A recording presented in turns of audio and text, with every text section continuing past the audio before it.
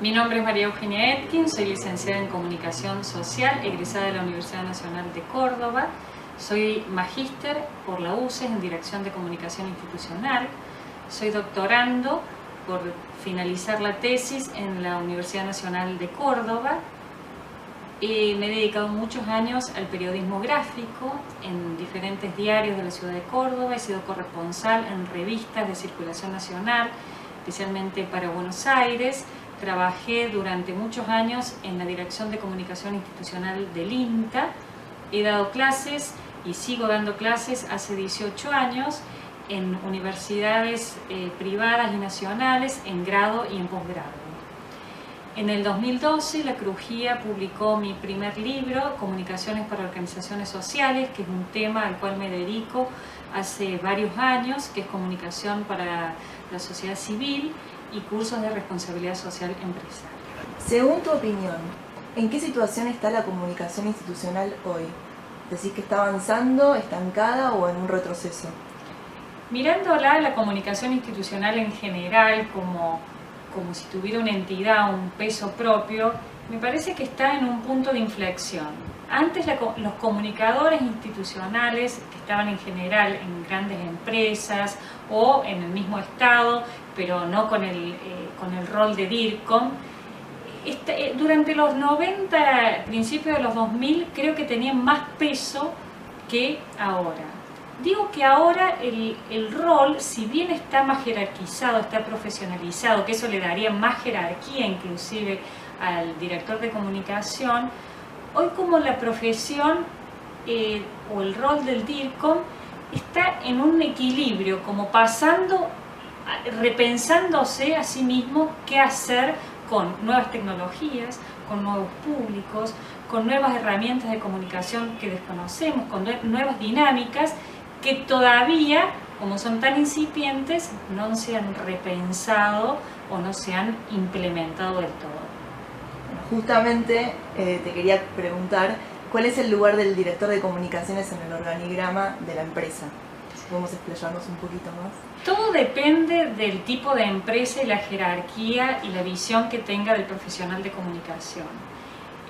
Hay grandes empresas internacionales que sí lo tienen jerarquizado. No creo que lo tengan incorporado al directorio ni al centro de decisiones de la empresa, cosa que se podría, y es la lucha de los DIRCOM siempre, de que esté incorporado de una manera estratégica y no el director de comunicaciones solamente desde una perspectiva instrumental, que es lo que siempre se busca, que el director resuelva problemas técnicos de comunicación y no que piense escenarios a futuro, que reflexione, que vea que la comunicación no solamente es la gacetilla, no solamente es las redes sociales, sino el impacto que pueda generar en la empresa. Entonces el DIRCOM también es una figura que está, si bien está mucho mejor que antes, tampoco creo que sea el óptimo como sucede en otros ¿Cuáles países. te parece que son los problemas actuales y los retos al 2020? Los problemas actuales del DIRCOM es ver qué es lo que puede generar metodológicamente, científicamente, como para tener mayor credibilidad dentro de este escenario de empresas que dudan en pagar o no pagar o en contratar o no contratar comunicadores específicamente. En un escenario donde recién empieza a profesionalizarse, digo recién empieza 15 años atrás, tampoco es que empezó el año pasado, empieza a profesionalizarse y a tener un rol más protagónico los DIRCOM, me parece que a futuro es sobre todo no dejarse seducir por el simple uso de las tecnologías, sino qué genera, qué valor va a generar en una empresa, en una organización, en una institución social, ese tipo de herramientas. Porque si no, no nos diferenciamos de otros instrumentadores de tecnologías. Podríamos ser un analista del sistema, podríamos ser periodistas o podríamos ser cualquier otra profesión, pero el director de comunicación tiene que tener ese encuadre que le permita diferenciarse de otras profesiones. ¿Y consideras que el rol y el perfil del director de comunicación cambiará en el 2020 y hacia dónde se dirigiría? Sí, seguramente va a cambiar. va a cambiar por todo este contexto que mencionaba antes, y también porque deben adaptarse a temas novedosos. No podemos tener lecturas con teorías, con reflexiones pasadas, si bien son históricas y te ayudan, pero va a haber que generar nuevas reflexiones, nuevos pensamientos que nos permitan decir, bueno, a ver, en el 2020, ¿qué va a pasar? ¿Cómo es? ¿Qué voy a utilizar?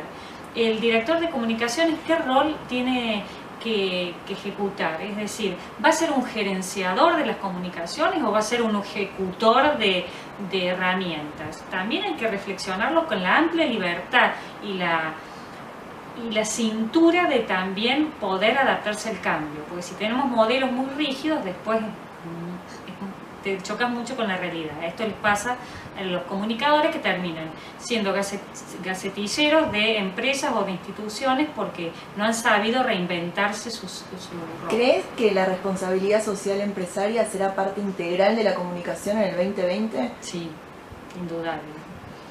O una empresa que no piense o que no incorpore a sus comunicaciones el concepto de responsabilidad social en unos años, o de sustentabilidad, o como le quiera llamar al concepto, en unos años va a estar fuera de la mirada de los grandes centros decisores.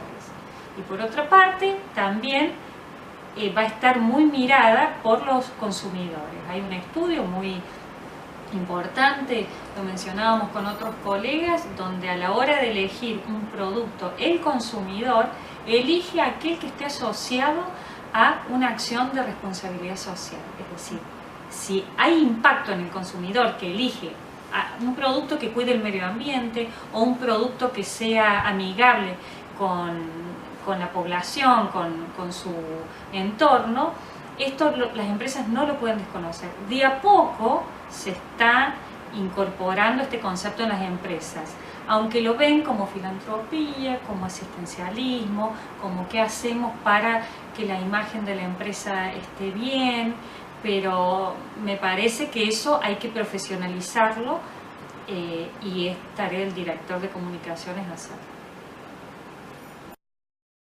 ¿Cómo surgió tu iniciativa para poder escribir tu libro Comunicación para Organizaciones Sociales?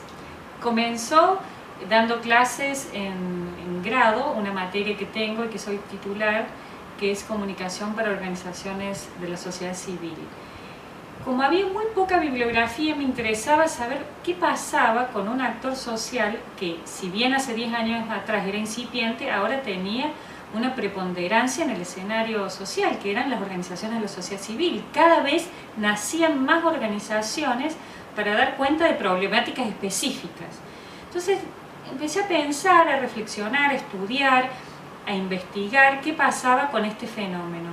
Decía en un principio había poca bibliografía al respecto, la hay, y en comunicación casi diría muy pocos papeles. Entonces esto fue un desafío personal y profesional de poder reflexionar si eran diferentes las comunicaciones de la sociedad civil a otro tipo de organizaciones. Es decir, ¿hay diferencia entre las empresas y las organizaciones de la sociedad civil? Era esta una pregunta que me inquietaba. Este libro lo que propone es darle especificidad al objeto de estudio, que son las organizaciones, pero asimismo implementar técnicas de comunicación diferentes a las que se utilizan en otras organizaciones. ¿Y cuáles consideras que son las diferencias entre una organización civil y una empresa? Primero, en sí mismo por la naturaleza, es decir, unas buscan el lucro y otras buscan el bien común. A partir de ahí, si bien las técnicas, las herramientas pueden ser iguales, la finalidad es diferente. No es lo mismo movilizar a tomar conciencia que movilizar a comprar un producto. Es decir, te puede decir un marketingero, no, si es lo mismo.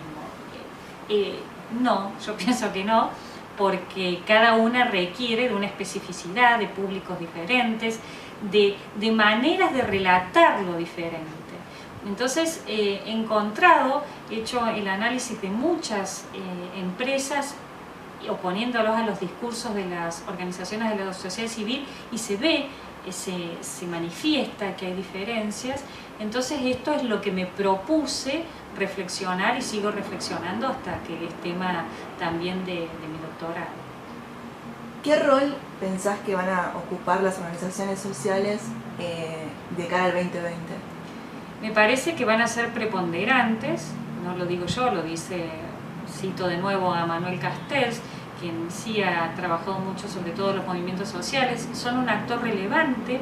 Me parece que por ahí todo lo antes se militaba en partidos políticos, hoy se participa en organizaciones sociales, sobre todo jóvenes, para mencionar algunas, Un Techo para mi País, hay 2000 voluntarios por fin de semana, otras organizaciones ambientalistas que los jóvenes participan. Entonces son espacios de participación ciudadana muy importantes, donde considero que como actor social político va a tener una incidencia fundamental en el tejido social. Entonces también como directora de comunicación tenemos que estar atentos a que son otros espacios, son otras dinámicas y son otros discursos en los que también vamos a intervenir.